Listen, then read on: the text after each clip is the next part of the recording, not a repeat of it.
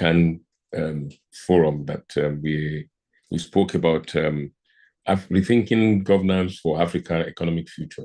So I think there's something that is sounding that we Africans must find ourselves, which is very key.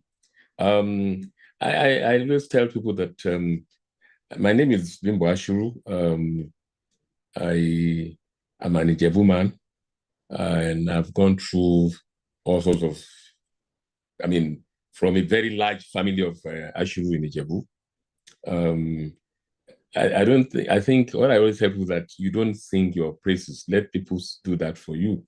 I think I'm Bimbo Ashiru, a retiree. I was a banker, then I served in government, and I'm now serving as the chairman of Odu'a Investment Limited. I think I've just put it like that. And you can send my profile out to the group later on so that I won't spend time introducing myself, eulogizing myself. I think I will leave it like that. I hope Ms. Jumoke will agree with that, or I should. So are we good to go?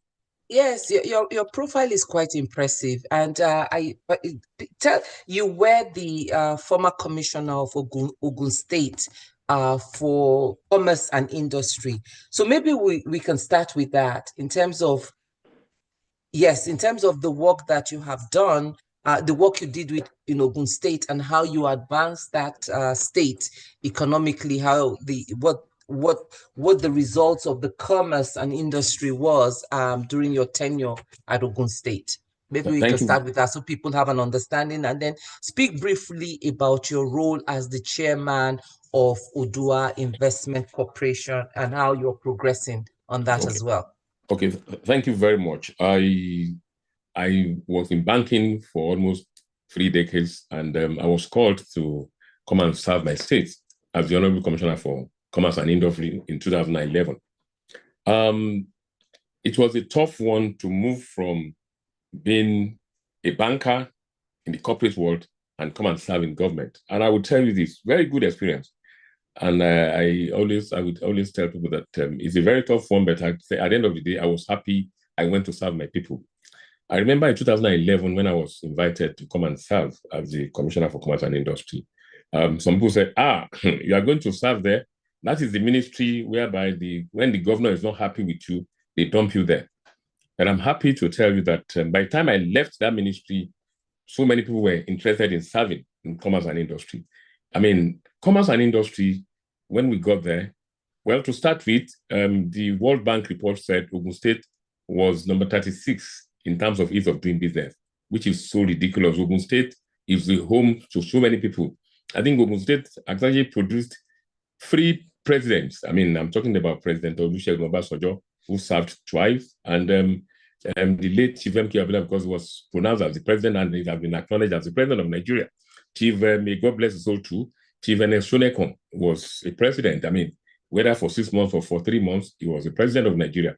But what happened was that when we got there, I found out that people, the civil servants, and I can tell you this, civil servants, they are the same people that went to the same universities, the same schools we went to, but they never realized one thing, that the investors are the greatest asset to the state.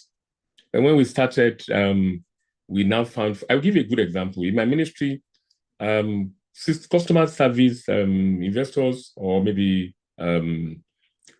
business permit, usually it took about 6 months. And I called my colleague in the ministry and I said, look, why will this take 6 months? Why? What is the reason? Why will it take 6 months? Can you put me through? And I said, this thing can be done in 48 hours. And they said, Honorable Commissioner, it's not possible. I said, it's possible. You must just put yourself into it.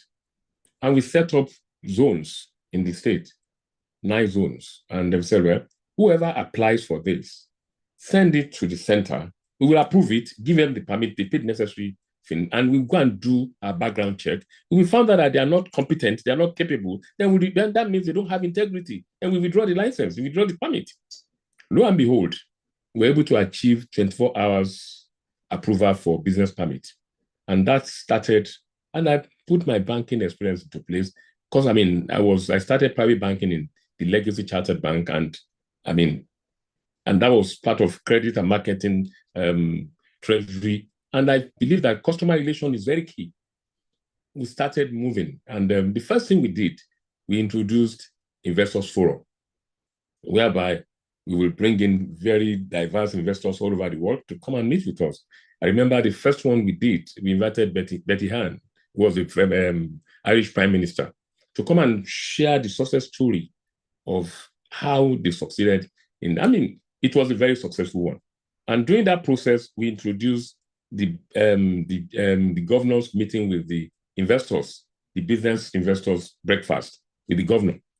And the first time we met, there were about 137 issues. And we now said, well, we'll be meeting them every quarter. I'm happy to tell you that the last one we held, we've resolved issues to the last minute and to the last point of zero. But the point is that we now found out that the needs of these people are not really much, but people just put barriers in order that is where corruption comes in. And we now said we are going to introduce one-stop shop, whereby when you come to the Ministry of Commerce and Industry, you just go straight and they will take over the role, the way a relationship manager takes work in the bank. And we're happy that to cut a long story short, we've been able to reduce. And I want to tell you that during our tenure, Ogun State became the industrial hub of Nigeria. Ogun State was the only state in Nigeria whereby the president visited most to commission industries. And I remember President Jonathan saying, I am happy, I congratulate you, the governor of this state, for making your state investor-friendly state. And I'm happy to be coming to your state to commission these industries. At that time, about 375 industries were opened. 75% of foreign direct investors came to Nigeria based in Ogun State. And then we went to meet with the World Bank and said, look, we can't be number 36.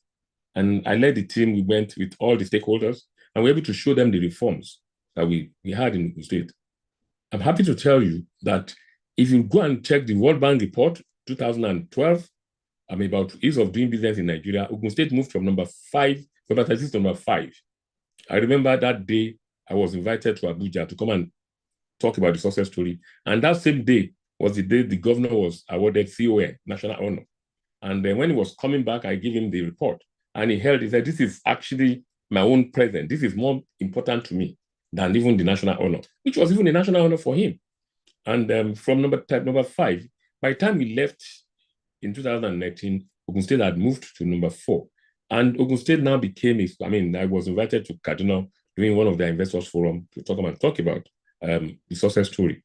Today, I think Ogun State is a state to be reckoned with in terms. If you drive on Lagos-Ibadan Express, you see all the industries that are there. If you drive on Shagam-Abeokuta Express, go to Agbara. And I made it a point of duty. I visited most of the industries in Ogun State with my team. I visited actually about 85% of all the industries in Ogun State during my time and established relationship with them. So they can pick the phone and call me and call anybody in my team. Because I now found out that it's even difficult in Nigeria to get them on the phone. I pick my calls. No matter what they call you, I pick it. The worst I can tell you that, I'm sorry, I can't do what you want me to do. And I said something to them when I got in there. I said, the only collateral I'm bringing here is my integrity. And I'm happy to tell you that I left Ogun State with my integrity intact. And that is, to cut a long story short, Ogun State is the industrial hub of Nigeria today. I'm happy with my colleagues in government to be part of that team that brought Ogun State back to the front burner in Nigeria. And a few times, I was awarded the best commissioner for commerce and industry in Nigeria twice.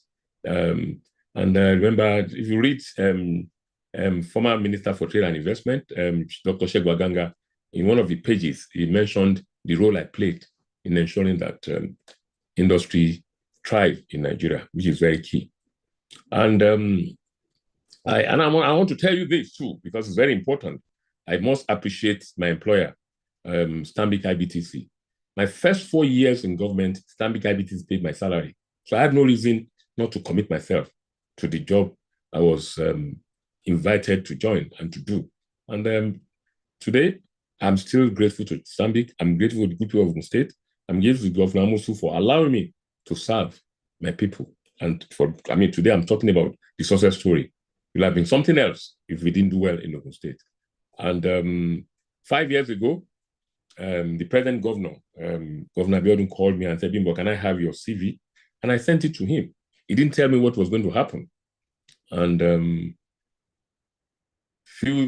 another 2 hours after, may God bless his soul, Aria Kuniake called me and said, bro, we are inaugurating you on the board of Odu'a tomorrow. I said, just like that. So I called the governor that, you can't just, I said, no, I want to surprise you because I tell you that we want to, you say you don't want to do, I do. I mean, and I took off the role to serve.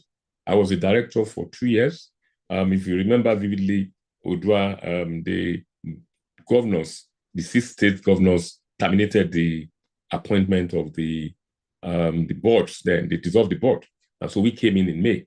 And I can tell you the caliber of people that came on board, people with unblemished track record came on board then.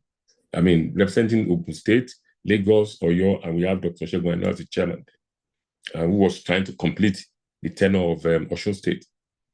And then June 3 years ago, 2022, I took over the role as the chairman of Odu'a.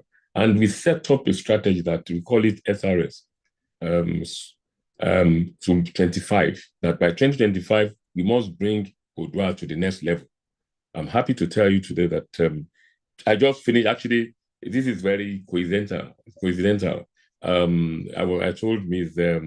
Akitelo that the topic you want me to talk about, I'm having an AGM. I just finished the AGM about 2 hours ago, and we made 80% profit, more than what we made last year.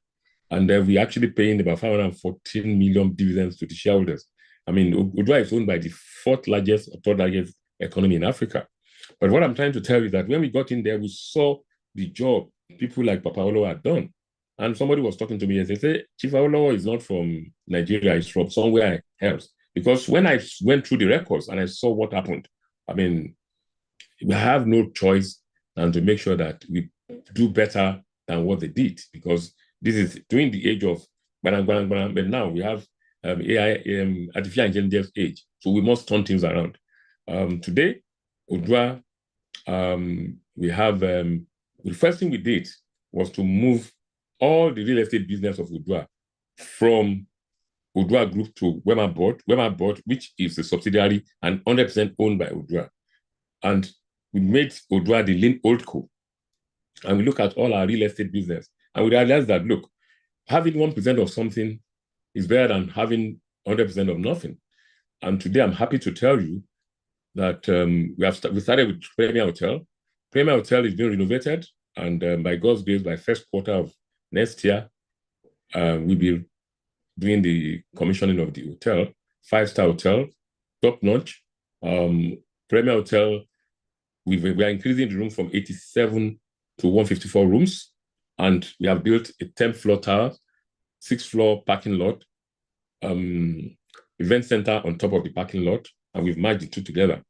And I remember when we were trying to talk to the partners then, Odu'a has less than 30% of the shares. And we had issues, we want to sell Odu'a's property. And we said, no, we're not selling Odu'a property. We are trying to enhance what we have. I remember we went through the former vice president and we told him, he said, Bimbo, that is the best decision you can take. That a hotel, Lagos State was funding a hotel with over 200 million every month.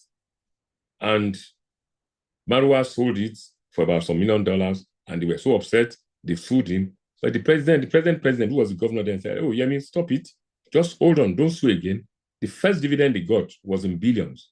Today, Lagos State has less than 20% or 22% in a hotel, but what they get as dividends is small. And the same thing happened to us. We're spending about 50 million every month on Premier Hotel. But I pray by God's grace, by the time we commission it, Premier Hotel will be something. And I'm happy to tell you too, that we have the marginal field license. Hopefully in the next maybe by 3rd quarter, Odu'a should be doing the first drilling, oil drilling. We are looking at how to resolve the airport hotel. I mean, to go the same way with foreign partners too. And the salaries of Odu'a staff has changed. Odu'a is not the same one. And all the properties of Odu'a that have been taken away by the former, by the son, we've been to retrieve them. We are building estates, Unity House in Marina. We are building 17. We are renovating it to about mixed use, 75, 73 flats. We are doing Lugat, 18C Lugat, about 20 flats. And we've done the one opposite the deputy governor, 18 apartments. So what we're trying to do in a nutshell is to bring back the old glory and turn things around. And I pray that with God on our side. And one thing we did is to ensure that there's continuity, there's sustainability, and there's good concession plan. No governor can come in and remove a director in Odu'a. We got KPMG to do that, they signed MOU. So this is the first set of directors Odu'a are going to do 2 terms of 4 years. And so I'm on my 2nd term now. And I think by God's grace, we will finish well. So I want to thank you for listening. Fantastic. Thank you very much, Otunba. This is Pastor Sonny. And how are you, Pastor? I'm very well. I'm fine. I just listening to all the things you said you have done, and very impressive. Before we detour into, rethinking governance for Africa economic future, I like listening to people who have been in government and are out, they sort of, but thank God you are still in government. They sort of not in government anymore. Okay, private sector. They sort of reel out all the achievements, all the contributions they made, and all the good things, and they all sort of praise their benefactor, be it the governor or the president or a minister, and say he was a fantastic guy. And I know you have been in the forefront of advocacy also, progressively. Let's even take from 1999 till date. Instead of things getting better for the average Nigerian, they are getting worse. But everybody that has gone in to serve and come out will come out and tell us, the great things they did, what they put in place. Now, and I like how you ended this part about that sustainability, that you guys have done something to ensure that the directors cannot just be removed anyhow. Why do you think this is? Why is it that brilliant people like yourself that have been in private business from all over the place, they go into government, they try to do something, but somehow we don't feel the impact as citizens. Instead of things getting better, things are getting worse. From 1999, progressively up till now, Nigerian has not been better for it. Why, sir? Okay, I will answer that question. It's a very good question, and I will answer it in a very strategic way. Yeah. When I went to serve in government, the first thing I was thinking about is that, look, how do we, let me put it this way. It is the characteristics that is inherent in an individual that will determine the way you run your show. I always tell people that. If you have a president who is a laid-back president, that is the result you're going to get, no matter what. It's just having children. You have 4 children. You have a brilliant one. You have another one that is maybe average. You have one that you spend so much money on. I will give you a good example. When we went to Ogun State, the first thing I tell people is that when I say the collateral I'm bringing here is my integrity, it's not that people offered me something. Then I said, no, I don't want it. But the point is this. It is the poverty level in Nigeria that is creating that problem. And when people get to government, remember I said it on this platform that we've had people that have served, that are members of this platform, when they get in there, are they cursed? No. I will tell you this. I can stand and face anybody, no matter who you are. If you are my boss and I cannot tell you the truth, I will resign. Take it from me. I will resign. So we have individual lives. I just feel that what do you need in life? Let's be honest. Poverty, people like money, spend. What are you going to do with money? Let's get it right. But the point is that when people go to serve, they have agenda. They are selfish and self-centered. I don't know whether I'm making sense here. And I will tell you this, if you don't make the best of the situation, you're going to have problems. For example, in my ministry, when I was in the ministry, I noticed that every year they give the staff 5,000 naira, some the junior staff, and they give some people 10. The maximum you can get, even including PAMSEC, is 25,000. I said, I didn't come from that area. That I was trained as a banker that when you give me a gift of 25,000 naira, more than 25,000 naira, I have to declare it. And I said, but it is not right for us to start giving these people 5,000. When you give somebody 5,000 naira, If you buy the child card for his girlfriend, he won't take anything home for the wife for Christmas. Now let's just stop that. And I went to meet the governor and said, look, I want to increase the bulk in my ministry. I want to do this. And I can tell you the work that. And I said, every year, let's buy chicken for them and give them a bag of rice. That was when rice was cheaper. And throughout that year, you're going to see when you make workers happy, you get a better return from them. When you don't make them happy, they will want to sabotage you. Let's be honest with ourselves. So the problem is that in 1990, not only 1999, since 1960, this country has, I remember during Abacha, it can never be like this again in Nigeria.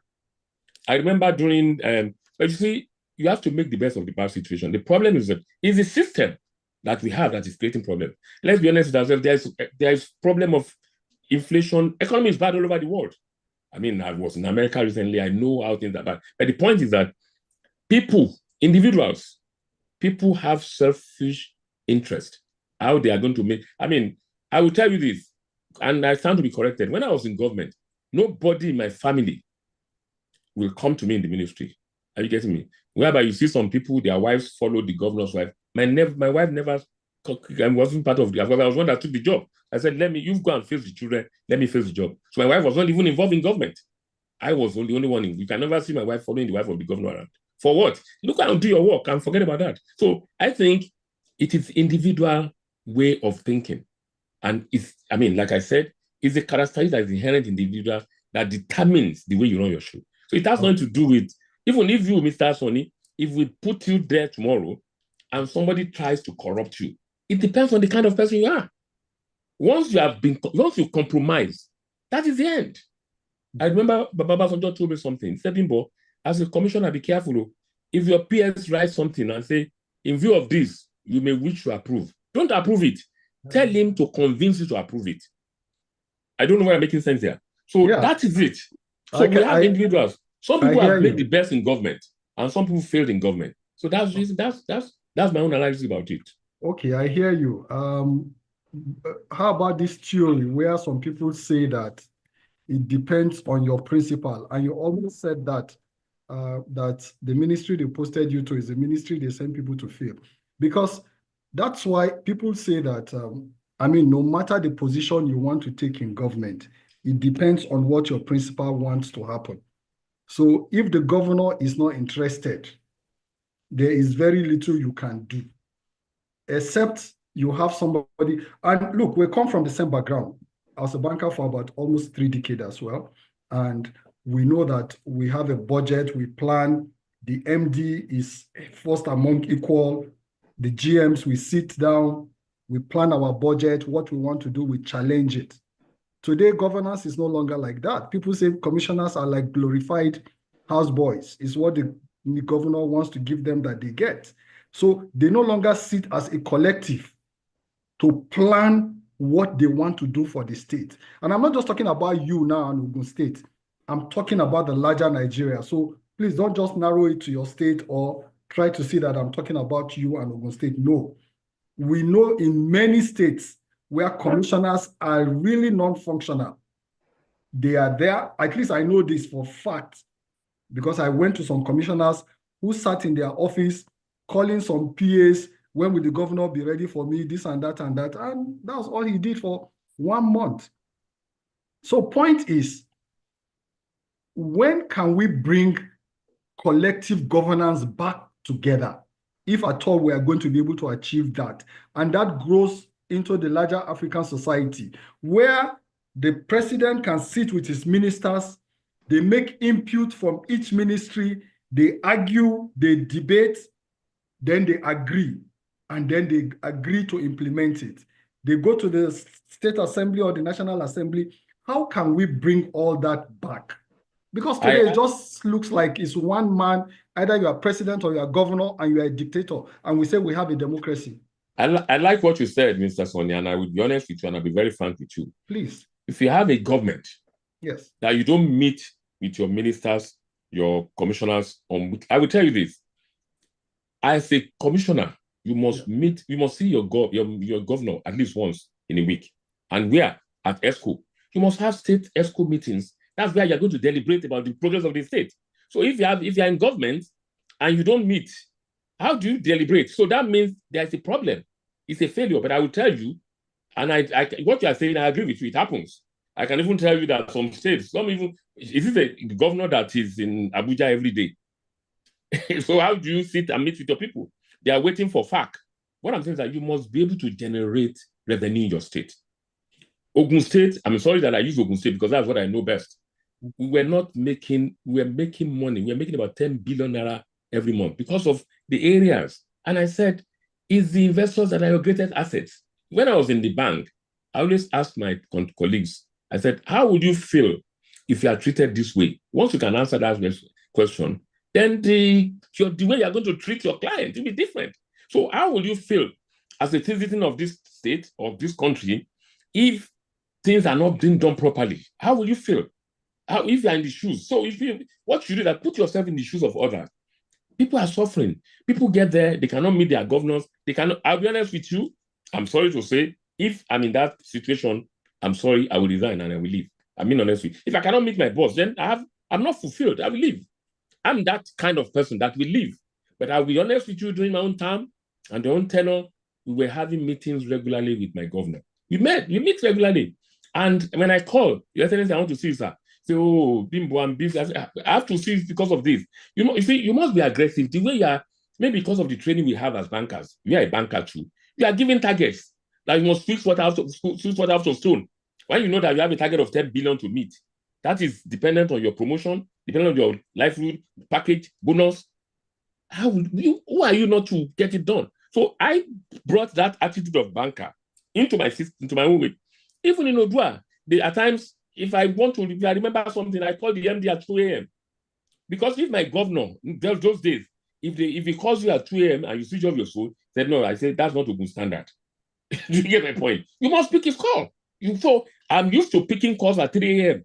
The only person that will suffer is my wife, but I would beg that, this is it. So my own point, I agree with you. But it is still individualistic thing that if we have people in this country that say, oh, look at, I'm sorry to say this, I'm using this as an example. Look at the JAMB rector yesterday. I was emotional. The man got emotional and accepted full responsibility. And he cried. I was crying with him. That is a leader.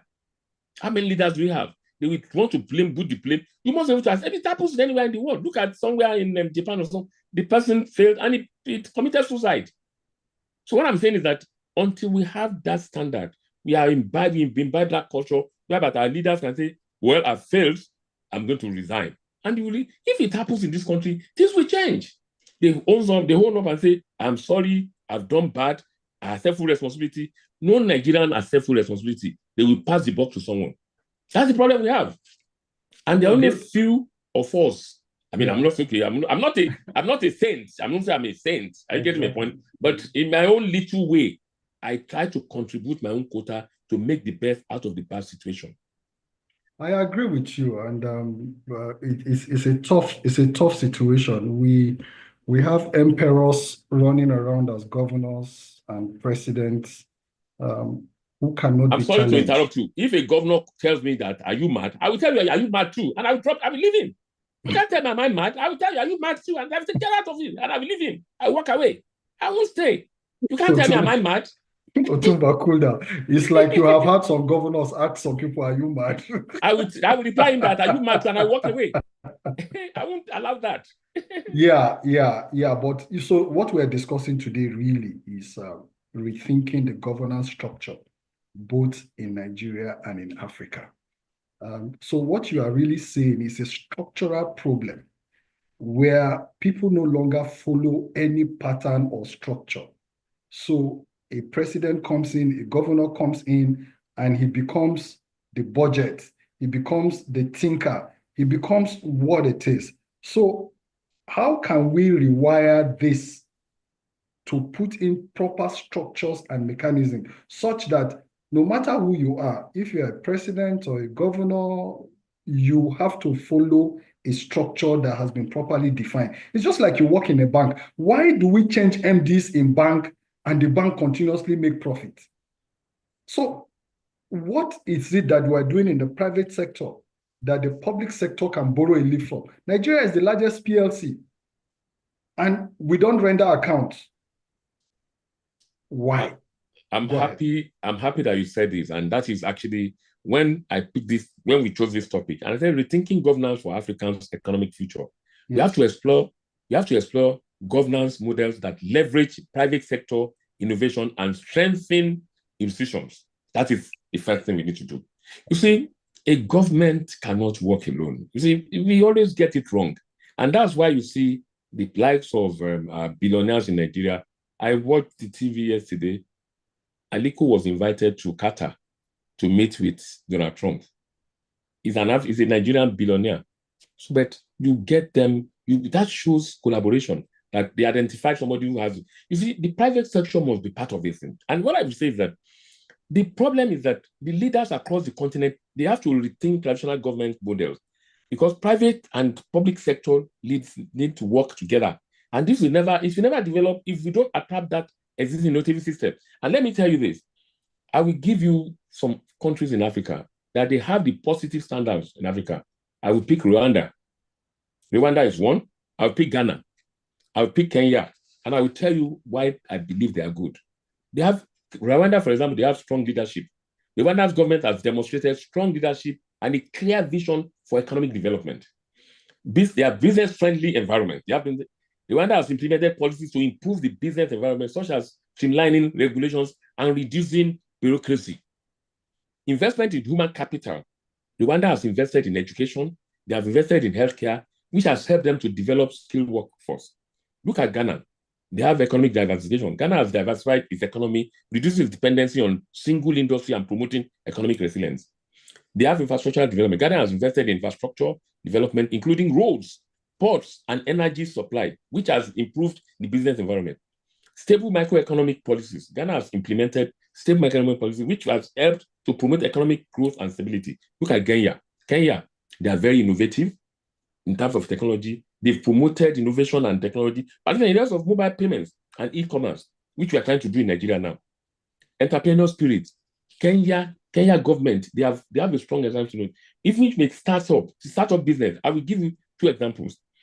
Lagos State invited me last week, Wednesday, to their MSME clinic with Bank of Industry. That's the thing I did in 2012 in Ogun State. We put 500 million naira down, making 1 billion naira at 9% interest rate, which is being subsidized by the state government. The same thing Lagos State did. So when I was talking, I told them, I said, do not be deceived that this 9% is not the real rate. The real rate is 30-something%. But Lagos State government is subsidizing. That means the government is thinking about you people. But what I'm trying to say is that they don't take that money to go and marry a second wife or go and buy a Ashwebi or go and buy another car. No, you have to channel that money. You as a banker, you always say that you must pay as when due.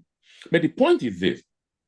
In Nigeria, I had a program last week, Southwest Philanthropy Summit. And we brought about 8 investors coming from America, London, and South Africa.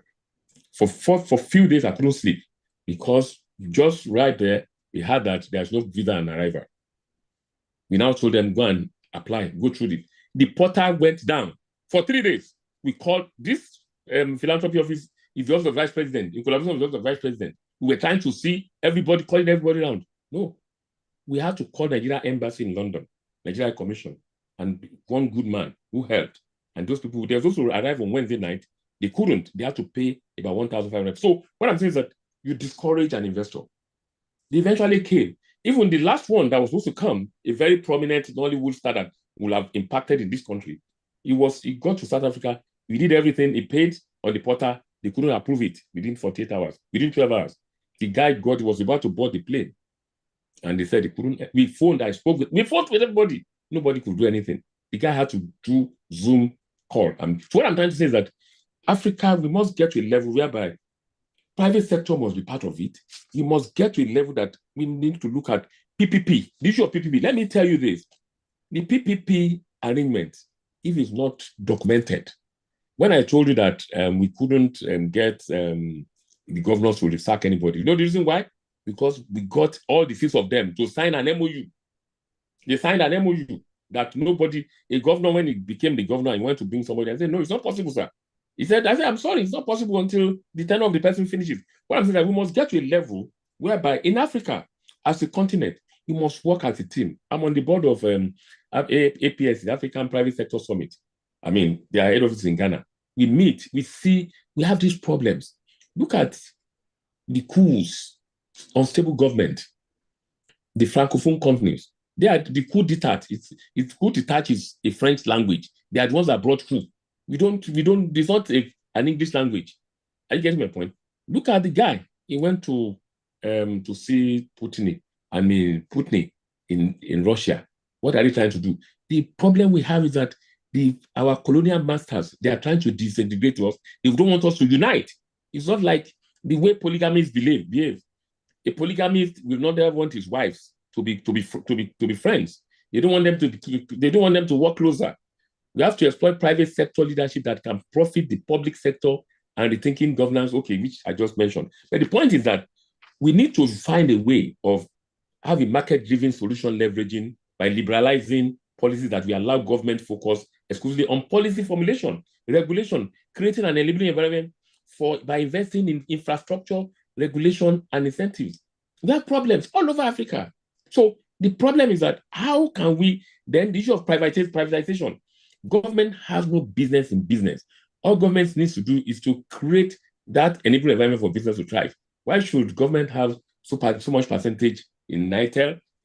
No, you create you can have 5%, 10% just to guide them. If you remember those days when government, First Bank, all those banks, bank, they are owned by government. They are the ones that wake up one day and bring the MD. Like you rightly said, MDs will leave banks, private banks, until they now allow banks to, they sold down their shares. Now those banks are doing very well, declaring billions. So until government do that, and the national, subnational government, we talk about ECOWAS. Okay, let me give you Africa, for example. There are about 3 or 4 states that in West Africa, they have military rulers. Their own way is anarchy. You can't, democracy is different from. So those are the areas that we need to look at as a country, as Africans. But Africans, we must be united. Then we must look at areas where we have comparative and competitive advantage over others and take advantage of that. Why should we close our borders? You cannot go to, if we have free trade, and that's why we talk about AFTA, so that we have one uniform block that people can go to, can trade among themselves. I remember those days when you go to Lagos Island, they sell these Ankara materials, they bring them from Cotonou, they exchange trade by barter. But it's not doing that. We need a single trade block as an economic arrangement where a group of countries agree that we have to reduce trade barriers in Africa. We must do that. There was a time you said you don't need visa to go to. Now, if I'm still going to South Africa, I have to get visa. Some people have their passports there for 5 weeks, 6 weeks. They can't get it. So we Africans, we have our own problems. So they know that we are not united, we cannot work together. So that's right. So once you have a single trade block, then it will help. I don't know whether I'm making sense here. You are. So the problem is that we Africans are leaders. I can tell you this. We go to UN. I've been to Onga a few times. I stopped going last year because we go there. I remember one of the ones we went to. We sat down there. We went to meet 100 people. 85% of those people in that room, they were from Nigeria. So Alhaji Aliko and the Minister for Trade and Affairs, Aganga, he said, can't we, all these people, we can meet in Lagos or Abuja now. What are they doing here?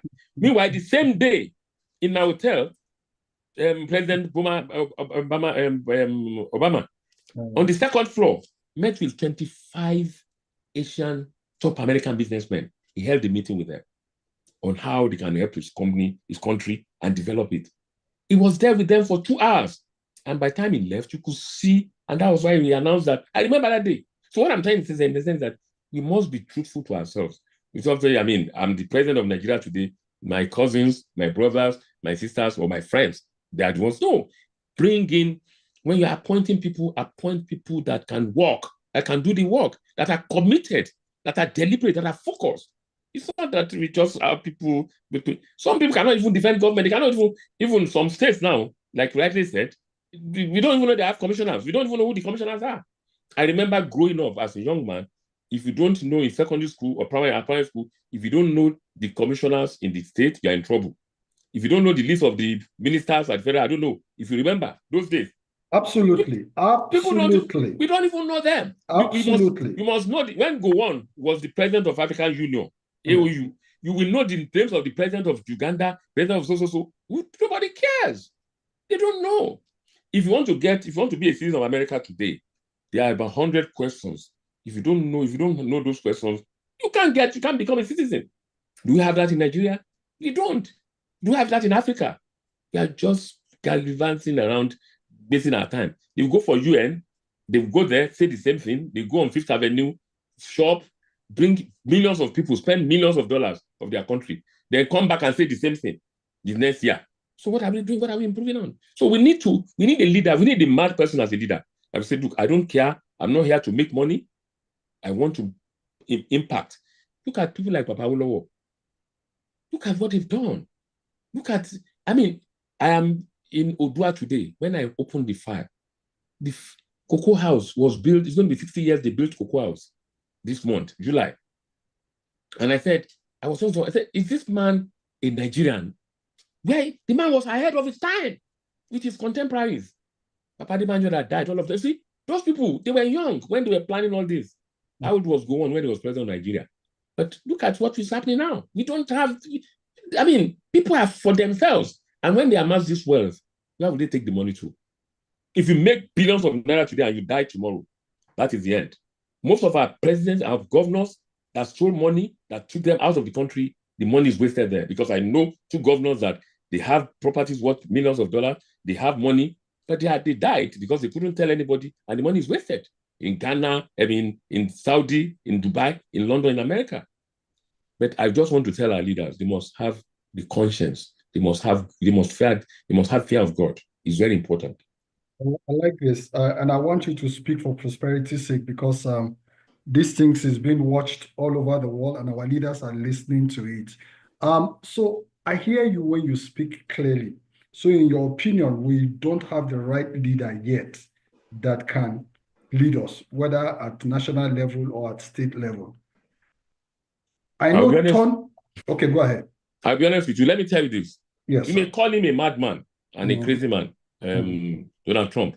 Yes. He said, when he was contesting election, he said, if you're an illegal immigrant, I will get you out of my country.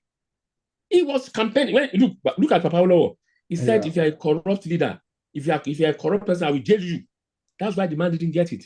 Yes. But in Nigeria or in Africa, you will tell them what they want to hear. And they get there. See, they allow our leaders to promise what they cannot deliver because it's not possible. So you vote for them. And they say a country or state deserves the leader that they voted for. That's what happened in Nigeria today. If people will come in there, they will vote for them, they will tell you this. You tell me how many people Awolowo promised free education at all level and he delivered. He promised, the whole of Ikeja there, do you know the meaning of Ikeja? The full meaning of Ikeja? No. Ikorodu, K2, Epe, Joint Administration. That's the name of Ikeja. That's how Ikeja was formed. That's how it was formed. Ikorodu, K2, Epe, Joint Administration.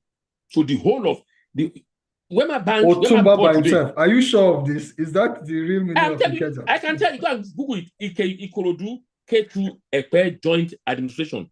That's the meaning of Ikeja. That's interesting. I stand to be corrected. I'm a man.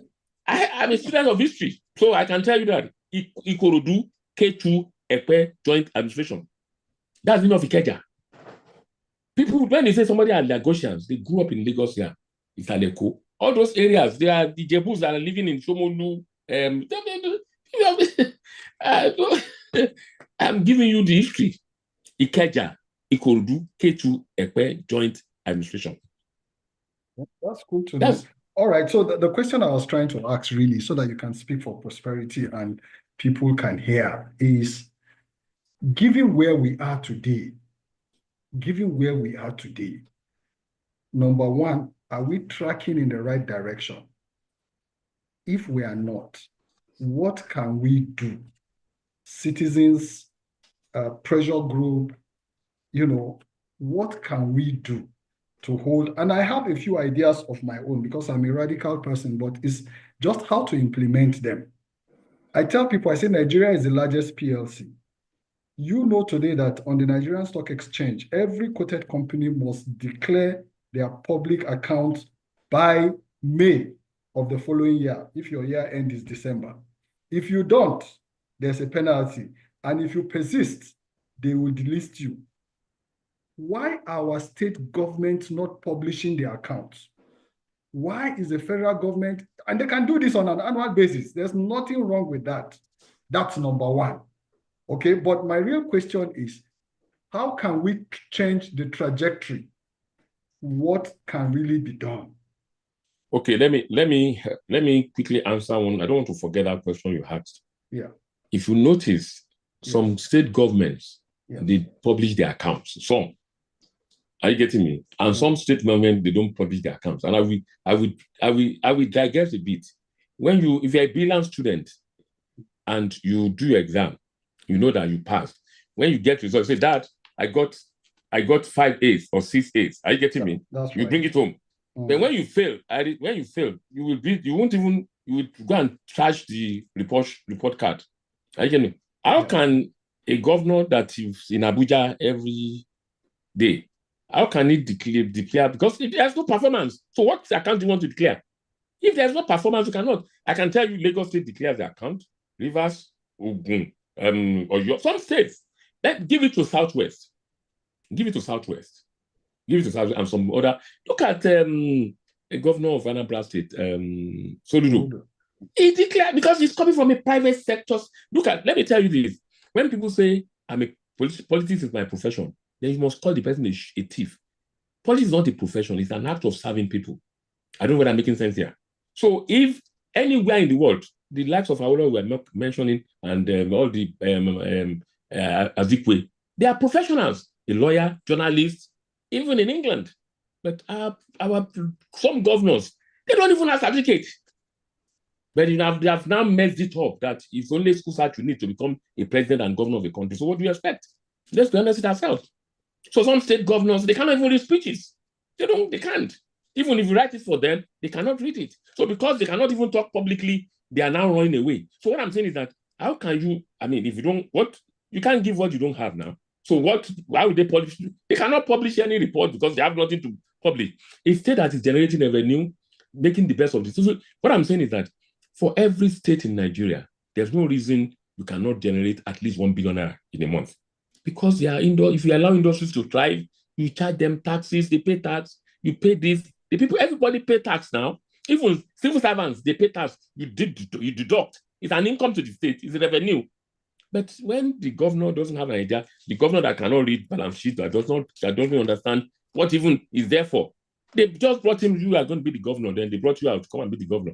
So what happened? They are talking about my state now. What is okay. Which state are you from? A governor that cannot read balance sheet. When he was presenting his budget, and he said, the figure is confusing me. Just take it like well, you see, the point is this. When you see, we must get the right people in the right place. All our former leaders, our fathers, the first generation, they are professionals. They know what they are doing. They know they have the. You see, if today I'm a governor of a state, I know what I want to do. I know where to start from. I will go there, and let me tell you this: the mistake we keep on making, you cannot finish a project in a day. Rome was not built in a day. If you're a governor, it's either you focus on education, health, infrastructural development. Focus on that and do that. Another person will come in, but then the other problem is that when another governor comes in, there's no continuity. So that's why private sector are afraid to do business with state government, because they know that when they go there and if you sign a deal and the governor leaves, then do you know how many people that have been in the hospital that have stroke? That's precisely my question. Let me ask it again, and I have an idea and a concept. When we were young, we used to have development plan or rolling plans. Government was a continuum. Nobody needed to tell you anything. And somebody has suggested once, and I don't know what you think about it, because what you just said now makes a lot of sense. Can we have 10-year development plan for states that will be gazetted, or a law will be passed by the state assembly saying that this is the development roadmap for our state?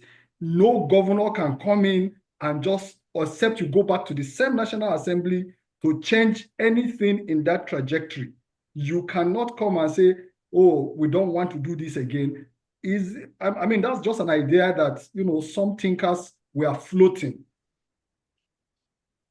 I agree with you. It's possible. And let me give you a good example. Please go ahead. Continuity in governance. Yes. Let's be honest with ourselves. Yes. Give it to them, whichever way. Let's take Lagos State as a case study. Yeah. Since 1979, the trajectory of Lagos State, you could see the progress. Yeah. Are you getting me? Because they are united, they are progressive. You have 79, President Tinubu, Ashiru Tinubu was president, he was governor, followed by Tunde Fashola, followed by Ambode, followed by Jide Sanwo-Olu, the four of them. You could see the trajectory. Whether you say somebody is a kingmaker, blah, blah, blah, he was able to do that. So they have the roadmap. But the problem in some states is that if a PDP governor, okay, let me use your state as an example. Your own state that we won't mention. Yeah. Now, you have APC there. The governor changed from APC to PDP, blah, blah. Now APC. Because they want to rubbish whatever good thing, whether good or bad thing they have done. They will condemn it and the governor will start his own project and they will abandon the one they've done. Who will suffer for it? It's the citizen, the people. And that's what's happening. Go to the north, go to the east. So the only thing is that there's no big deal as a government. So that's why PPP, which I mentioned, doesn't work well because the National Assembly has not approved it. I think it's only in Lagos, Ogun, and a few states that have approved that. So the point is that the National Assembly eats from the cup of the governor. The governor gives them, dash out money to them. So it is what the governor wants that he will do. So what I'm saying is that we just need a mad person that will come in and say, all this rubbish must stop. And they will work on it. I can tell you that. Look, then it's easy. They will go and rent people, say, they'll be shouting at the governor. He's doing very well. They are suffering. And they give them, by next year, you now see most of the governors that are going to do second term, they'll be so nice. They'll be going to everywhere. Then people forget. Nigerians, we forget. And nobody can do anything. So the point is that we must have a National Assembly that can query government. We must have this proper separation of power, the executive, the legislative, and the judiciary. And our judiciary, if they are doing the good job, it will stop all this nonsense. A governor can be impeached if you don't do well. And they get another one to get in there. If those disciplines, and there's nothing like accountability. If there's proper accountability, people rendering returns properly, things will change. Those are the problems we have. Okay, a lot of hands are raised up and you know the drill, how we do it here. But just before I let you go, there are a lot of things in the realm of theory. So we keep talking and we'll keep talking just to get the desired change. But what kind of things should we be insisting on? For example, as citizens, as pressure groups, what should we be telling the government, this is what we want you to do necessarily? And let's gather a coalition around that pressure and put on the government. Because, we speak various things, and indeed there are several things to do. So in your own estimation, before we go to the House for their question, what should we be holding the government say, do this, do this, do this? My brother, it's not that we are not doing that. We do that in Nigeria. We are asking government questions. And the only thing, we forgot to let people know that we have the weapon. And that weapon we have is to decide to vote. Go and vote and let me give you a good example. Look at it. We voted in my state now. See what happened. No. But you see, let me tell you this. I always correct people with that. And I will tell you this. Even if you voted in your state, you see, let me tell you this. There are some votes. If you have 10,000, 5,000 difference, are you getting me? That clearly shows that the other two, whether it's Mumu or not Mumu, is still strong. You can only win and be declared winner where you are not popular, and where you can be cheated where you're not popular. If you are really popular, I would give you a good example. Remember during the time in Ondo State, Omobodiowo and Ajasin, they declared Omobodiowo the governor. The Ondo people said, we will die. They all went on the road. The women were naked. What happened? They went to revisit it immediately. But look at June 12th, it was a standstill in this country. It was a standstill. Look at I mean, it got to a stage, Otunba said, well, I'm sorry, I can't do this. I don't have that power. That's why the military took over. I don't know whether I'm making sense here. Military took over. If Nigerians, look, pressure group, if we still believe in, if in a state you voted for someone that we don't want, that is we don't believe in, and we all move to the street for 1 month, 2 months, or for 1 week, they will reverse it. Come, you're not popular in that place. So let us go and look for someone that is popular and they drop it. It's not that Nigerians, until we Nigerians, we realize ourselves that we need to fight for our right. We need to fight for ourselves. And voting is very key. I mean, let me give you an example. Look at the last election. Some elections, Baba Obasanjo did not win in Southwest during the first time. He didn't win in the Southwest. This was really the second time he won in the Southwest. The president is from Lagos State. He didn't win in Lagos State. I mean, it was clear he didn't win in Lagos State. It was a clear election that he didn't win in Lagos State. So what I'm saying is that it's possible if people really want to vote and they want to declare, you will stand with your vote. The one in your state, forget about it. If you are popular, you will be popular and you will fight it. You don't even need to go to court. People will be on the real road and fight for you. All right. Let's go to the House and take a few comments from them. Jumoke will conduct that segment. I'm sure some people will agree with you or disagree and have comments or questions for you. So, Otunba, thank you very much. You're welcome, my brother. I'll be here waiting. Jumoke, go ahead. Thank you again, Dr. Otunba, for taking this again. I know it was short notice, and I'm glad that you were able to use your track record to introduce yourself. It was definitely better than me reading your profile.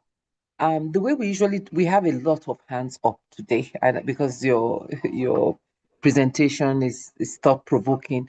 So I'm going to ask everyone that we call, please keep your question very succinct to the point so that we can take all the hands that we have. So we group them into three. Maybe we want to do two instead of three so that you can take it in three batches. I will suggest four. Oh, okay, four. Yes, so four. take it in four. Yes, okay. Yeah. So I'm going to ask Mrs. Lawson to please go ahead with her question. We've asked you to unmute, and then I'll call Auntie Yemisi. Please, let's keep it short. Yes, thank you very much. Good evening, everyone. Good evening, Otunba, for good evening, my sister. Very inspiring thoughts, sharing of your thoughts. My question is about the disillusionment that I sense among a lot of Nigerians, especially our young, what I would call our young leaders, our young potential leaders. How can Nigeria build a pipeline of ethical, competent leaders? Especially now, I feel also at the local government level, state levels, where governance directly impacts people's lives. Everybody talks about the president, but the whole structure from the Senate, local government, and so on. With this disillusionment that Nigerians feel, what should we do to change that mindset so that competent and value-driven leaders get in, like the Awolowos you described, like Baba Adebanjo, and so on? Thank you. Thank you very much, Ma. Auntie Yemisi, please go ahead with your question. Bimbo. I expected no less. You are talking from a background that has values. So one can understand how you can take the stand in the positions you took. And so national reorientation and all of that, I think you should speak to that, how we can get that back. That's number one. Number two, I read in the newspapers that the World Bank sees Nigeria's revenue surging if import bans were lifted. That worried me a bit. How would that protect our local industries, etc.? That's the second question. Then local government governance. What can be done to reframe and restructure that level of governance? I spoke to Mr. Wahid Olagunji the other day, and he's talking of what they're doing in Kwara, in Offa. They have an Offa development plan. Is that something, because having this big master plan is one thing, but drilling down to the local level, do we need to begin to build and develop local government development plans? And finally, I want you to give us the number one priority you want every Nigerian to focus on, campaign on, to advocate on. What do you think will be a game changer? One area that we can all gather around and advocate and fight for. What do you think will be that one thing that will change the paradigm that we have at the moment? Once again, let me not say it to everybody. I will say it privately. Well done. Thank you, ma. Thank you, Auntie. Auntie had 4 questions. So do you want to take these 5 questions that we have before we take the next steps? Okay. My sister, Bumilosin, said something. She said to have the pipeline of competent leaders. And I will tell you this. The woman, I spoke with someone. I said, if we have women in politics in Nigeria, so I know, someone like you, you've been MD of an organization, private, which you did very well. And we've had, how do we identify competence? The problem we have is that the so-called competent leaders cannot be identified because when they come out, they will frustrate them. I was interested in the governorship of Ogun State before. One way or the other, I was hedged out. Nothing to do. I left it to God. But let me put it this way. People like you and I, if we identify that, oh, this guy is good, let's put our money behind him and ensure that he gets there. He doesn't have any money, but we know that when he gets in there, he will survive. He will lead well. Things will change. But the problem we have is that how can somebody spend 10 billion naira of his money to contest for an election? Is he a Father Christmas or something like that? Let's get it right. When somebody is showing off, bringing out money, spending money to become governor, to become minister, and even some people, they say they bribe to come. So what are we talking about here? So the only way for us is a group like this. I'm surprised. I was just saying that African Leadership Group, we've been able to spend 5 years now. Our time flies. So we must, within ourselves, identify leaders amongst ourselves and say, let's say in this group, let's take Mr. Sonny and let him go and contest in his state.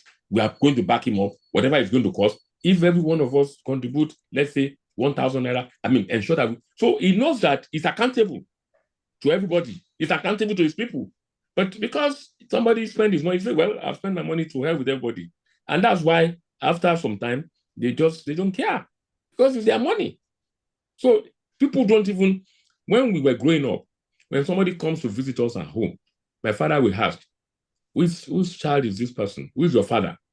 Because they want to qualify the child of who you are. If your father is known to be a thief, you'll never be allowed to come to my house again. So what I'm saying is that we must start qualifying people's source of wealth. But instead of us to qualify it, we make them, they are the people we put on the high table when they come for our parties, clear the table for them without knowing their source of revenue, source of wealth. So those people will now become governors. So we need to start qualifying people's source of wealth and start asking questions and making sure that, as a group, we are not going to allow this person to get there. And if they do it, they do it in America, they do it in England. Don't help me to call one of these. No, the one in your then. Sorry, I'm going on. Anti-MC, yes, we are talking about national orientation. We are talking about revenue and local government issue. I will give you a good example. Now, I've just noticed in Lagos State, the caliber of people that they just nominated or elected for primaries. And these are young graduates, dynamic young ones. For example, the one that might probably win the local government in Lagos, the Ikoyi here. The point is this. I remember growing up and I told somebody, I said, when Chief Bison Obanjo was the local government chairman in Ijebu, the man turned around. Chief Obanjo is from Awolowo's breed. He was a journalist. It was the first person that dry-liced roads. And from being local government chairman, he became a governor. And he was on Gateway Hotel, Gateway, all those things they are mentioning. He was one that started it. What I'm saying is that if we have a dynamic, serious-oriented leader who is focused, he will get there. But the problem is that local governments are now, it was the military that bastardized it. Let's get it right. They messed up the whole thing. And even, I will give you a good example. How can our traditional rulers be, well, I'm happy some people worry it's not happened in Johnson. I respect them. And Benin, their traditional rulers are respected. Traditional rulers are reporting to local government chairmen. They are the ones that pay their salaries. These are permanent people that only death will do them part from that job. Meanwhile, some people will be there for 4 years and probably spend another 4 years. So the point is that the issue of national orientation, getting things, it is we, our own conviction. How do we want it to? It is what we want. And I think they're doing some constitutional readjustment, which I'm happy that they said it. I mean, they were able to kill rotational presidency. No, stop all this rotation. Let us get the right people that are qualified to run the country. Let them run it. So whether I'm Yoruba, Hausa, Igbo. No, if it is a person who is from the minority, but you know, if you turn Nigeria around, then let's just give it to the person. That is my own kidney. And we are talking about, yes, I just said it. The issue of number one priority is good governance. If we can have some people that can do that, then we arrive at our door. Thank you. And I think she also asked one question that in terms of what can be done at the local government level, we're talking about master plan for states, and so drilling it down to the local government level. If you could speak on that as well. No, what I just answered her. We must make local government independent. So that's the local government, all those local government chairmen, they have been nominated, appointed, and I said what they did in Lagos, the new people that they just, we must make local government independent. Let their money from FAC goes directly to them. So the local government have the one that have to do that, do the markets, do the local roads in the state. That's what Bishop Obasanjo was doing in their body, and we could see it. All those roads Bishop Obasanjo did, they are still there. All the Lagos Ibadan road that Shivawolo and Co did, they are still strong till today.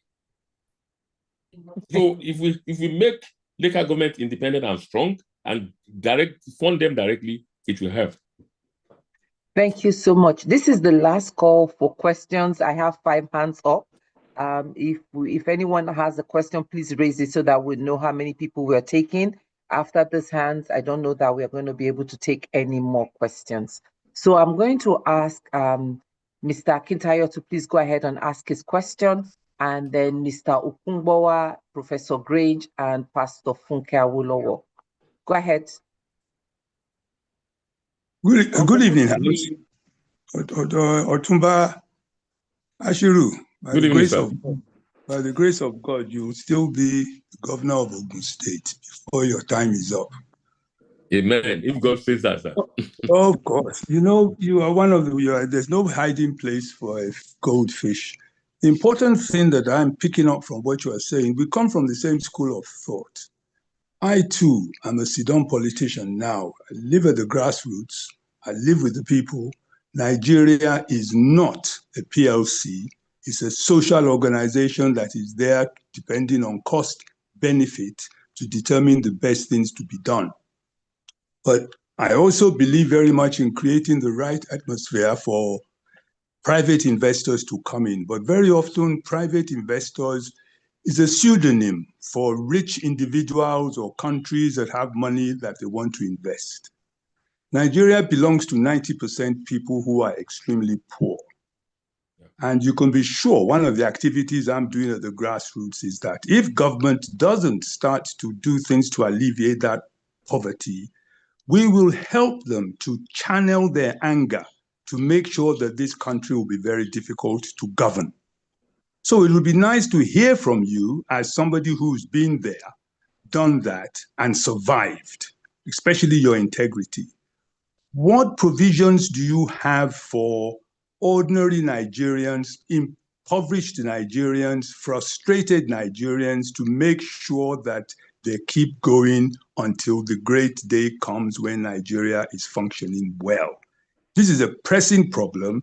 I live in it. I breathe it all the time, and it'll be very difficult to hold the anger back.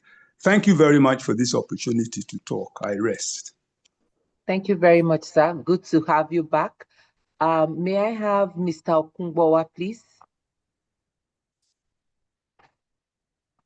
Okay, thank you very much, ma'am. First, can you hear me? Yes, we can hear you.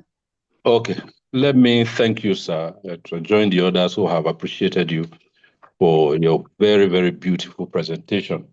I came in midway, but I got quite a lot from what you presented. So thank you very, very much, sir.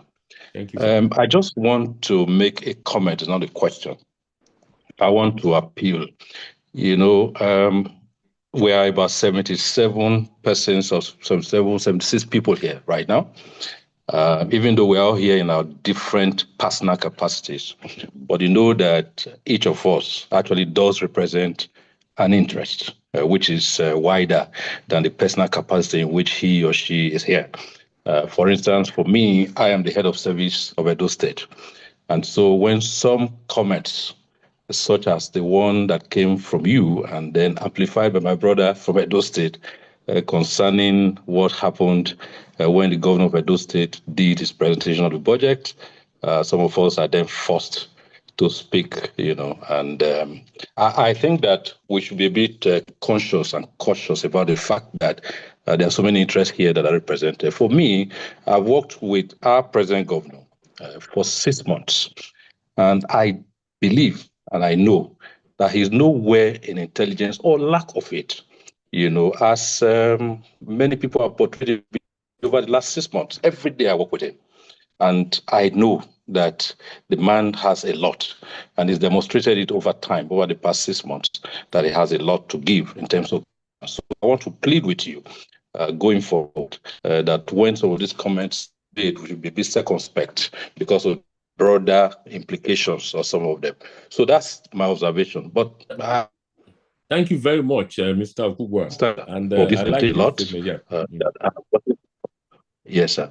However, I want to ask a question because I see that for the civil service, we say the civil service. I'm sorry, I might be a bit selfish. Go on, please go on. Please round it up to 30 seconds. Okay, Mr. okay, Otunba, man. if you Civil don't mind, service because of time. is the power of government, the engine of government. So, in terms of governance, what should the civil service be doing that it is not doing at the moment? So what can how can the civil service be strengthened to play that role as that instrumentality of government through which government delivers quality governance to the people? I would like to hear a bit about that. Thank you very much, sir. Thank you very much, sir. Thank you so much. Professor Grange, please. Okay. Yeah, we have, and this is the last Zoom user, please change to your name, otherwise we're not going to be able to call you. These are the last questions. Professor Grange, Pastor Funke Awolowo, Kola Akinwale, Afolabi, Uncle Afolabi, and then you, Zoom user, please change to your name, otherwise we won't be able to call you. Go ahead, Professor Grange.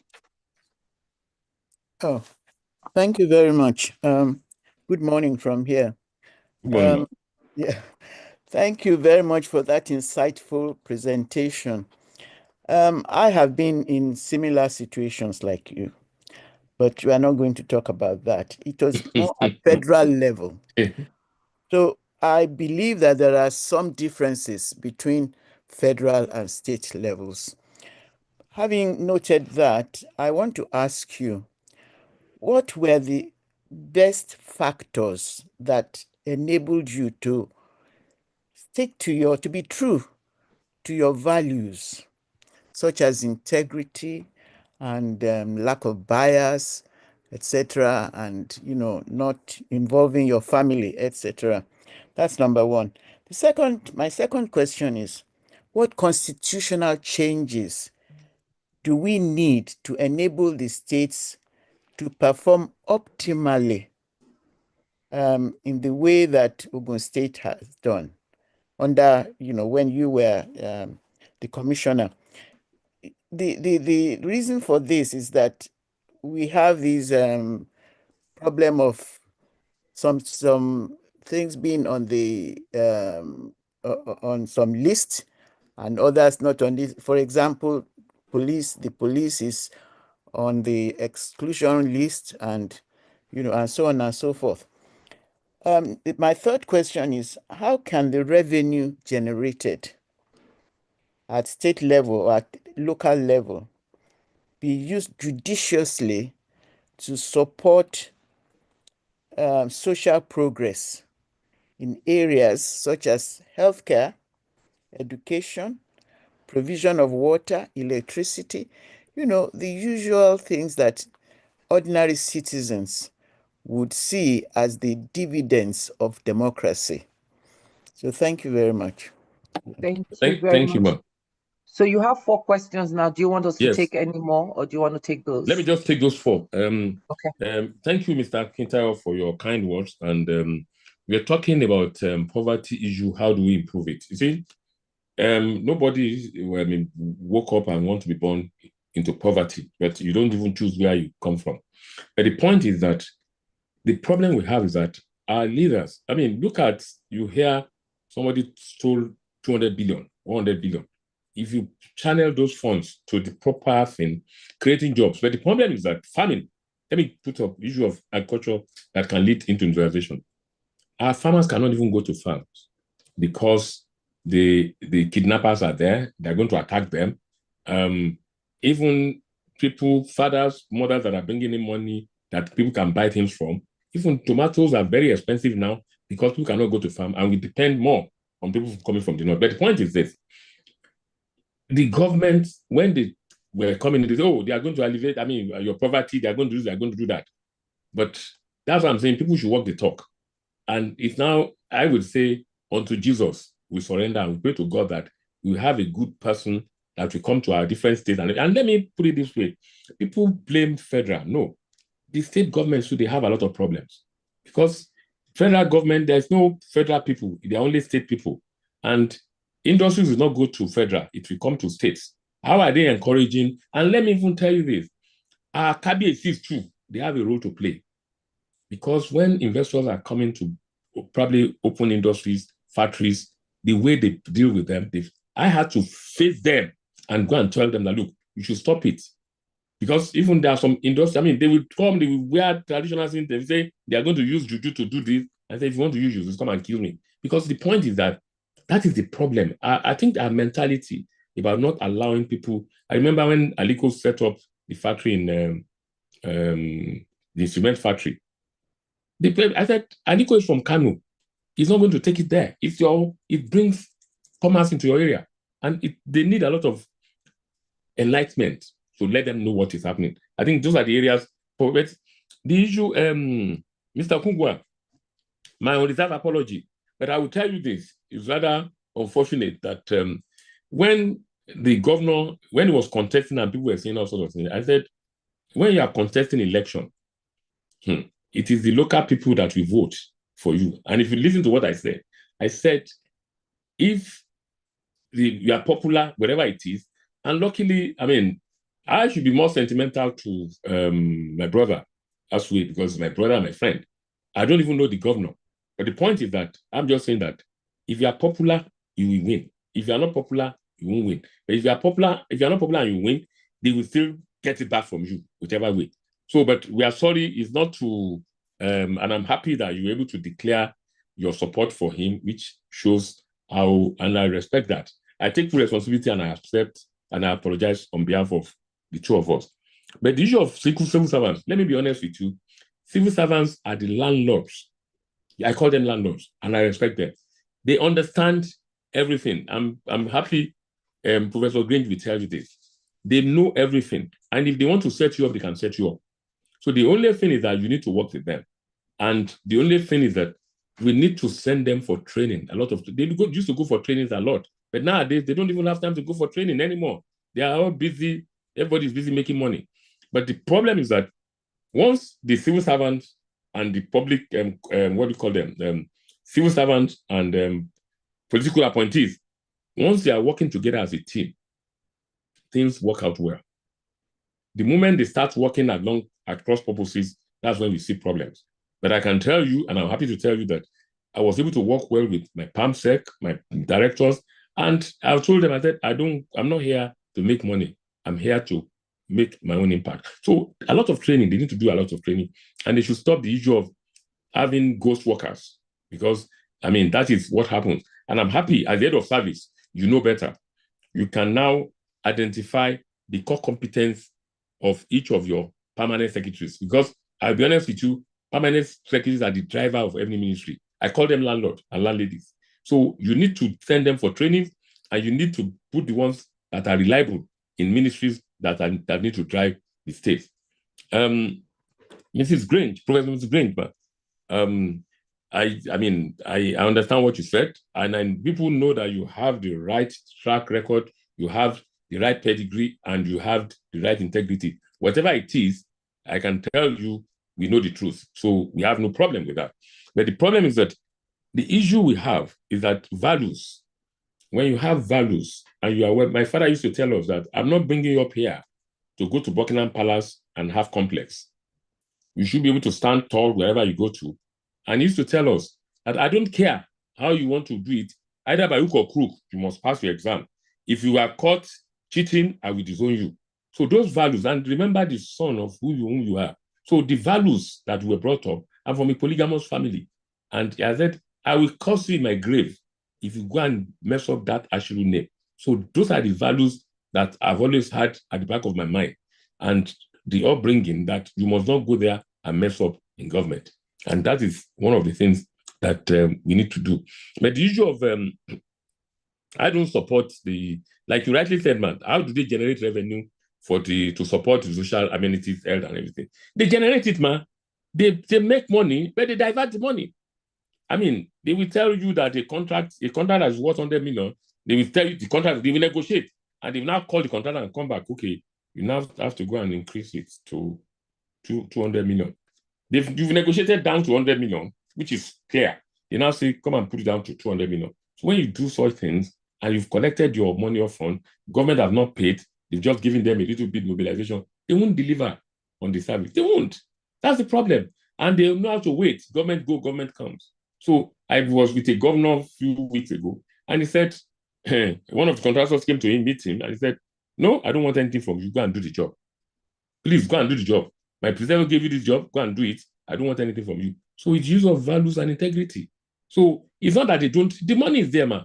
The problem is that they are not using the money for what it's meant for. And like I always tell people, I leave them in the hands of God. God is the judge of all these things. So I pray that people that steal this money, they won't use the money to go and be giving to doctors or do all sorts of things. So because all these things, they are ways of getting people on it. And her last question was, what are some of the constitutional changes that are needed for states to perform optimally? Professor Grange, what constitutional changes are needed?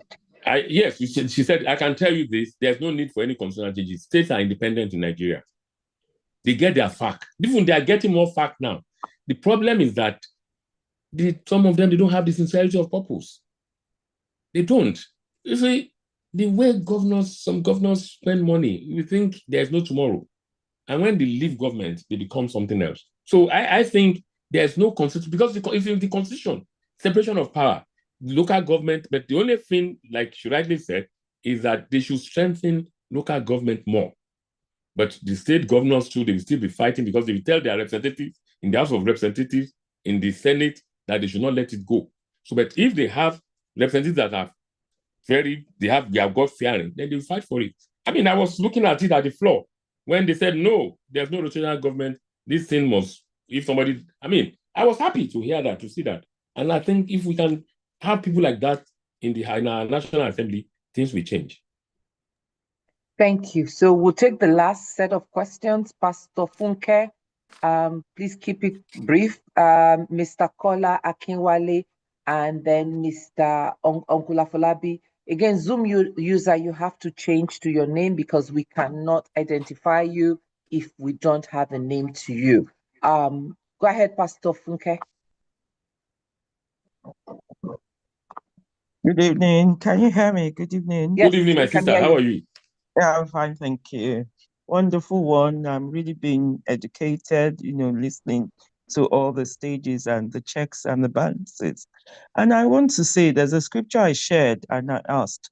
I said, can two work together except they agree? It's a scripture from the books and all that. And you said something very interesting, that your wife, does not really participate in government. And that's not, and I'm wondering, how effective has that been? Because even in the churches, you see, titles given to the wives and the partner of the person. We're seeing it being displayed continuously in governance, even the children of people in government sticking their necks out and participating. How can we check that? For example, Odu'a investment where you work.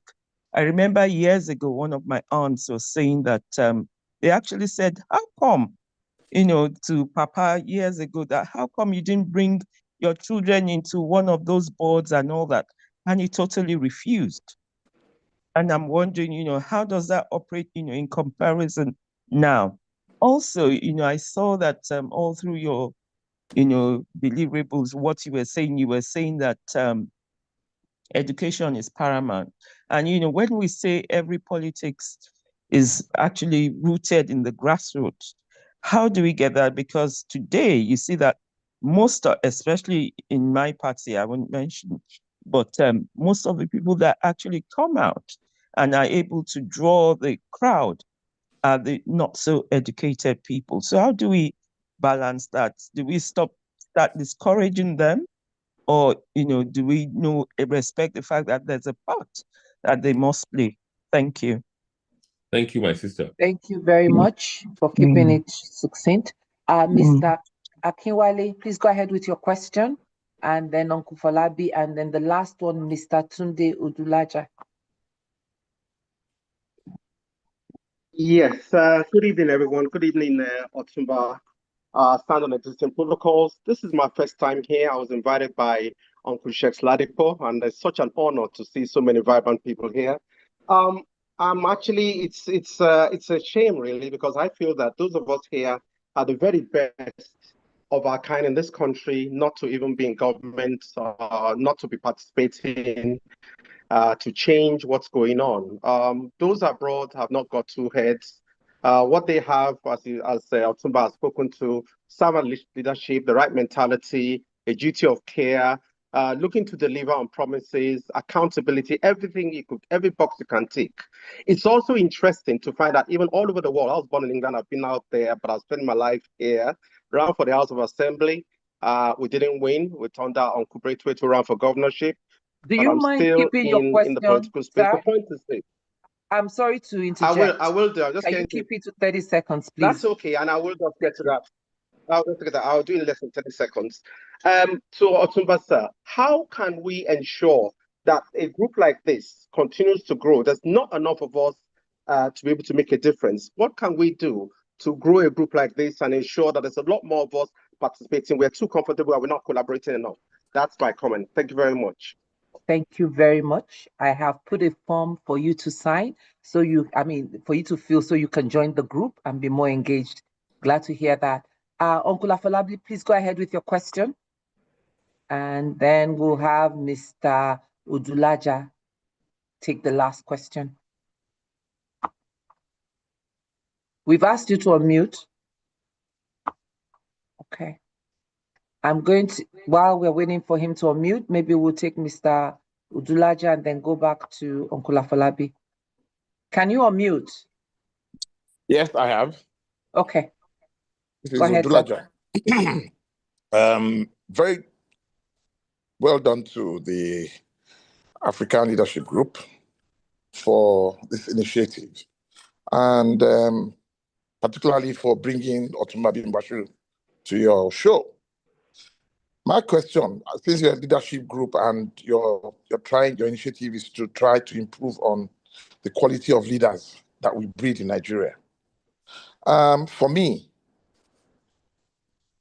the killer for leaders in this country is psychophancy, non-transparency, non-accountability, and cabal. So I don't know how to put that cabal in perspective. But when there's a cabal that forms themselves behind you and psychophants who try and railroad you, how on earth can we get rid of such people in governance for leadership to thrive? Thank you. Thank you very much. And then we'll take the last one. Uncle Afolabi, please go ahead with your question. Yes, good evening, everybody. My brother, good evening. Long time. Good evening, my brother. Mm-hmm. Now, my question is quite funny. You say mine is federal. If federal starts sanctioning, when Okonjo-Iweala was finance minister, she and Bode Augusto, late Bode Augusto, used to publish every month the amount states were getting from federal accounts. Now, we said that federal should, how can we make federal publish their accounts and how they're spending their money? Because of the situation and what we have, is it possible that if there's the will from the federal to sanction and not release federal monies to states until they start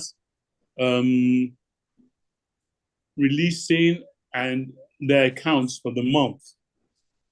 I don't know if that would make states start judiciously using their allocations more judiciously and publishing how they're spending their money. I don't know what your thoughts are on those. Thank you. Thank you very much. Maybe I will start with the last and second to the last, then I will go up. Because the second to the last, Chief Tunde Odulaja, Lakwe of Ijebuland, is my traditional chief that I must respect in a place like this.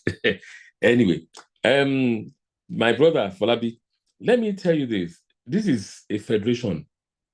The federal has no constitutional right to hold allocation to states. You have no right to do that. So you can only encourage, but the only way we can do that is for we citizens to I mean, let me tell you this. When they see people shouting on something and they are demonstrating on it, federal government and state government, they respond quickly.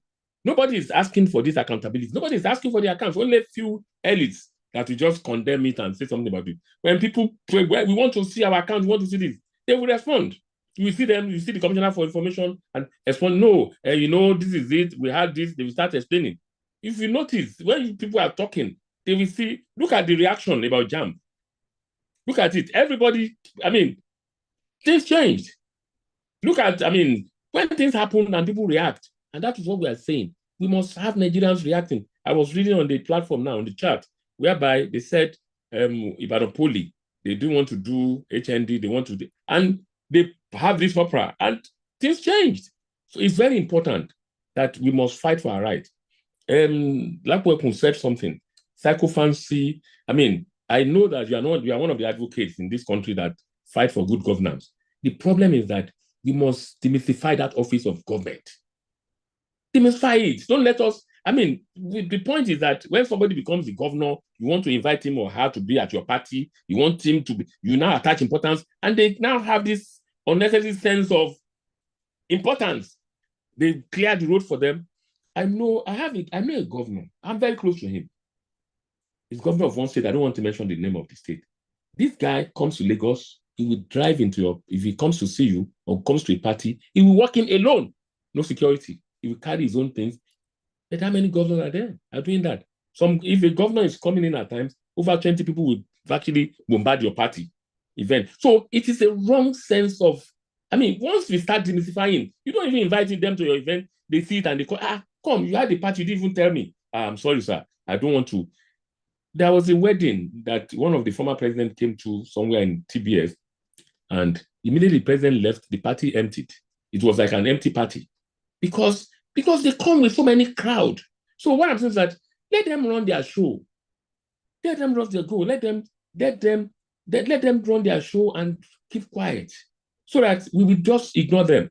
I agree with you. This issue of psychophancy, giving them wrong sense of, I mean, like they say in Yoruba, I mean, that you don't leave the road for the person that was on the horse rider of yesterday. Yes, because they are dead now. And once they know, then you even give them, you let them go into depression when they leave office. Because they now, come. One of them said he was looking at his phone, no phone calls anymore. Because nobody wants, I mean, so we must demystify that office that, look, you are there to serve us. In London, in America, you are in the train. The former president of America, Biden, was going from his Delaware to DC in the train. I've met them twice. This lady, Blair, in the train, from Baker Street to Stanford, to Stratford. We were in the train together. I mean, Blair, the lady. So what I'm saying is that we need to demystify that office and let people understand that. The group, Akinwale Kola, you want to strengthen the group. It's a joint effort. Like Mr. Akintelo just told you now, that we need to get things done, register, then bring in more advocates, encourage other people to come in.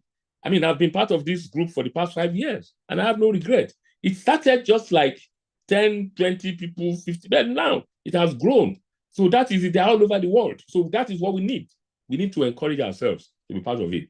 And my dear sister, Funke, I mean, I'm happy that, because I picked it last, your late grandfather, may God bless his soul.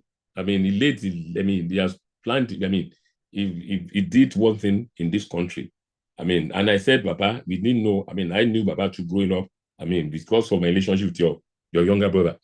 But one thing I want to tell you, the reason why I separated my wife from government, I was a commissioner, I'm not the governor. So why will I get my wife involved in, I'm very, very sensitive and I don't like insult. So I don't want anybody to insult my wife.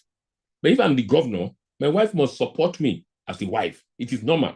But I'm just a commissioner. So what will I let my wife face my children? I don't want, the two of us cannot be serving together. We need to get it right. And I believe that wives should support their husband, but not, you have been appointed, you're an appointee. So there's a limit to what you don't have the power. So you want your wife to be seeing how you are being insulted or how, no. So it's better, let us separate family, let my wife face the job in the house, let me face the job of government, and I'll come back to the house. It's very important, and that is the reason. Then you spoke about Odu'a. I'm happy to tell you, I forgot to mention it during my presentation. When we established Odu'a Foundation, we said we must get somebody to do that. And we was happy. Your auntie, Her Excellency Ambassador Tukumbadu, she's now the chairman of that board, because we wanted the only surviving child of Papa to be on that board, and she's on that board. And we have eminent Nigerians on that board. We have Dr. Biodun Shobanjo, Woliola Nikpekun, Dr. Shegun Lugboegun, so many prominent Nigerians that are there. And I want to tell you today that they refused to collect sitting allowance. And they've done a lot. They've impacted over 10,000 students in the Southwest, the whole of Southwest. So you could see the pedigree. And the members of the committee said, Ambassador, she doesn't yet also, so she's on the phone. She has impacted all over the world. The professor, the man is in London, Professor Adeshekun or something like that. He's the one coordinating it. And thanks to the good age of technology. So, we are still, the foundation is there. And like I said, education is key. So many people will tell you that, they got their education, free primary education through Bapa Awolowo. But that cannot happen again anymore. Nigeria used to be a country whereby people from England come to the University of Ibadan. They were there. They call it University College Ibadan because it was affiliated to London, one of the universities in England. And but now it's so sad. The education. I even heard that they removed history from the curriculum one time like this. But I think President Ashiru has brought it back to sort things out. So the point is that the poverty level in Nigeria is too high, and we need to work on it. And not only that, some of us in our own little way, we can help where people are suffering and we can afford to. Let us donate, let us help, let us give, and help. We don't let us leave it to government alone. If you know some people are suffering in your area, try to help them, give them money, support them. Let us do it in our own ways, in our own communities, in our own areas, so that God, when you bless people, in a way, God has a way of blessing you back too. So that's my own submission on that. Thank you very much. I'm going to take some announcements and then I'll ask you to give some closing remarks after the announcement, and then Pastor Sonny will come up and close. We want to thank everyone again for joining us this evening. And for those of you that are joining us for the first time, we're very, very glad that you're here. We meet here every Thursday, same Zoom link, 5 p.m., different topics. And our topics are usually on thought-provoking topics like this, on what we as citizens can do to advance the nation building. But I also want to share some of the initiatives that we're working on at ALG, and it's 5 years. We turned 5 years yesterday. And as Dr. Otunba has stated, we've been able to sustain by God's grace and with the support and engagement of all of you here, and even those that are not here. A lot of people have been very supportive. This is not a movement that is solo or that we could have done with just a handful of people. It's a movement that everyone is involved in. So we really do appreciate that. And we'll be having the 50th anniversary at the end of the month, the last Thursday of May. And Pastor Odu'a, the president and founder of the organization, the visionary of this initiative, will be speaking more about what we've done and what we are looking to do next. But just a few things that I want to also bring up based on what Dr. Otunba has stated earlier on. The initiatives that we have at ALG, Fan, you were talking about alleviating poverty.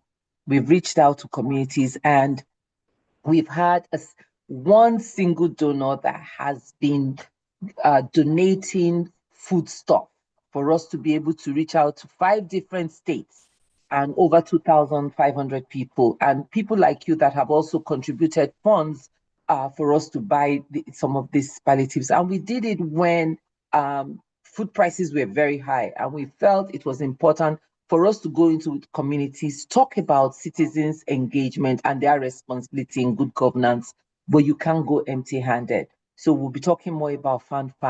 And the other thing that Mrs. Lars said that I think all of us should really get involved with is mentorship, and this mentoring the youth to get involved, not just get involved, but with the right skill sets, responsible, ethical, and accountability for them to be the leaders that we need. Thank you, Faye, for showing those pictures. So these are some of the initiatives. And then the Ito Olajide Igodalo Mentorship Program is one that we're also using to develop leaders with ethical and accountable skill sets. So these are some of the initiatives that speak to what we're doing. Our Citizens Responsibility course, which is under the School of Leadership and Good Governance. I add good governance to it, but it's School of Leadership and Governance.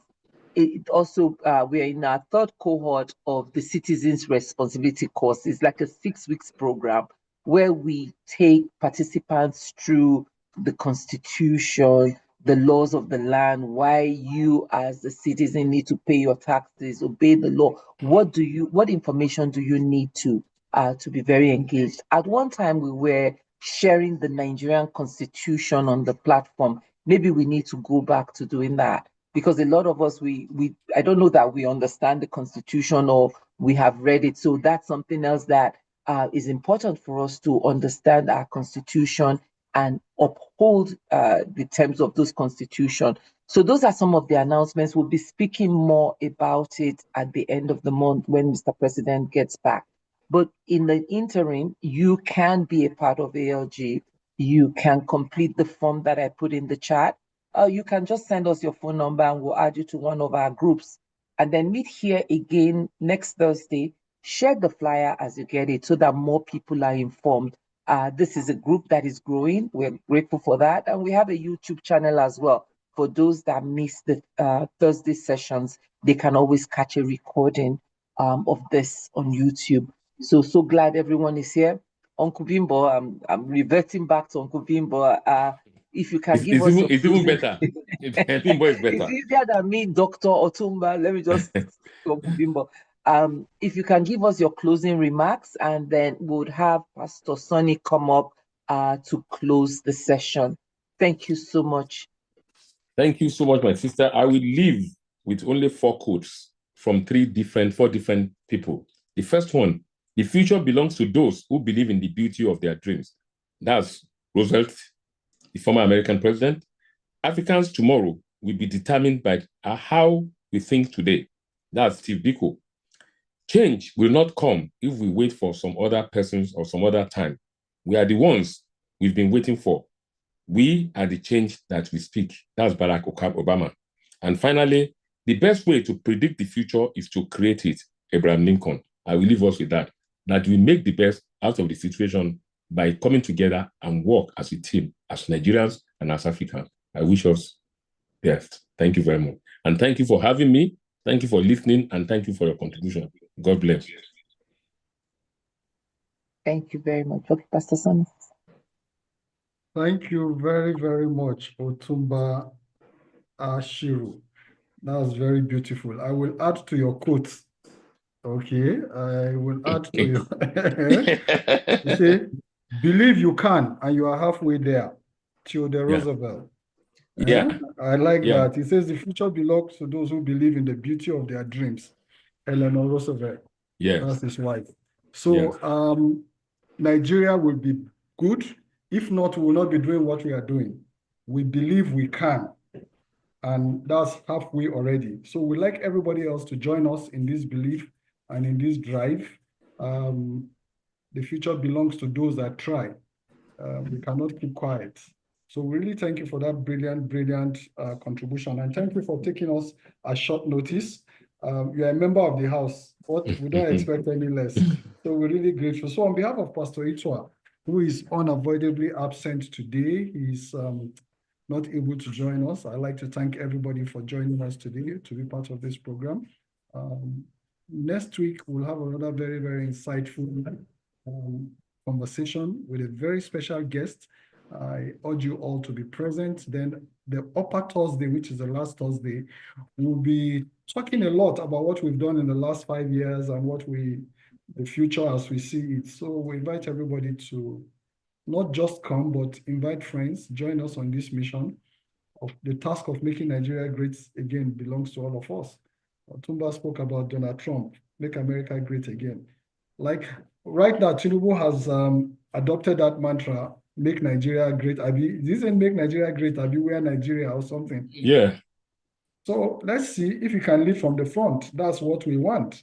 And Nigeria will indeed be great again. So thank you all very much for your presence this evening. Enjoy the rest of your evening and the week. And we'll see you again next Thursday, God willing. Bye-bye. Thank you, Otunba. Thank you, my brother. Thank you, everybody. God bless. Have a lovely evening. Yeah. Thank you all. God bless. Thank you all. Yeah.